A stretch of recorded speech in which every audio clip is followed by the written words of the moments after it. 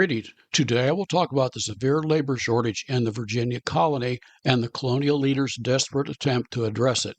Before getting started, I would encourage you to subscribe to the Mossy Feet Books YouTube channel for more great content. If you like my videos, please hit the like button. The more likes I get, the more YouTube will show it to other people, allowing me to grow the channel.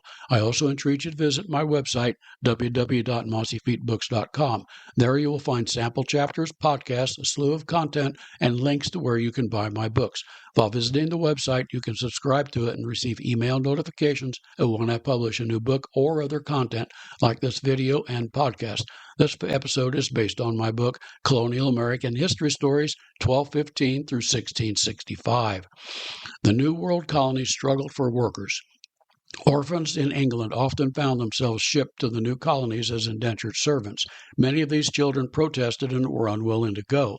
Thus, the leaders of the Virginia colony sent a letter to the king requesting help in gathering more orphans.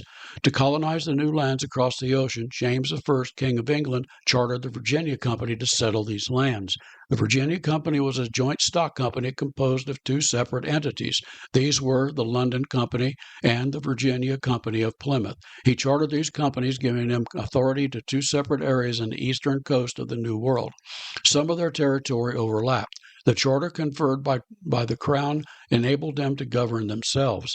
These companies extended the right of the colonies they governed. When the Virginia Company failed in 1624, the king did not revoke the self-governing right of the colonists. This established the concept of self-rule to the colonies. The Crown gave permission to the Virginia Company to send the orphans to the New World to serve as indentured servants. These children protested, and many refused to go to a hard life of servitude in a raw, unforgiving land. Thus, the leaders of the Virginia Company sent the following letter to Sir Robert Naunton. Sir Naunton was the principal secretary of the king.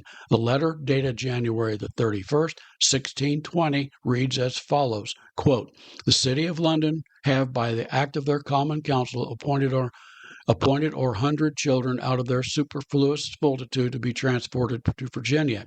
They are bound to apprentices for certain years, and afterward with very beneficial conditions for the children. Now it follows out that these children, sundry being ill-disposed and fitter for any remote place than the city, declare their unwillingness to go to Virginia, of whom the city is especially desirous to be disburdened, and in Virginia under severe masters may be brought to remorse, unquote. The Privy Council gave the company official permission to do whatever they needed to do to force these children on the ship. Their letter of reply reads, quote, "And if any of them shall be found obstinate to resist or otherwise to disobey such directions as shall be given in this behalf, we do likewise hereby authorize such as we have the charge of this service to imprison, punish, or dispose of any of these children, and so to ship them out to Virginia with as much expedition as may stand with conveniency," unquote. During this period, indentured servants formed an important part of the colonist population. More than half of the immigrants came as indentured servants, and most were less than 19 years old. The average age of these children was between 14 and 16, but children as young as 6 served also.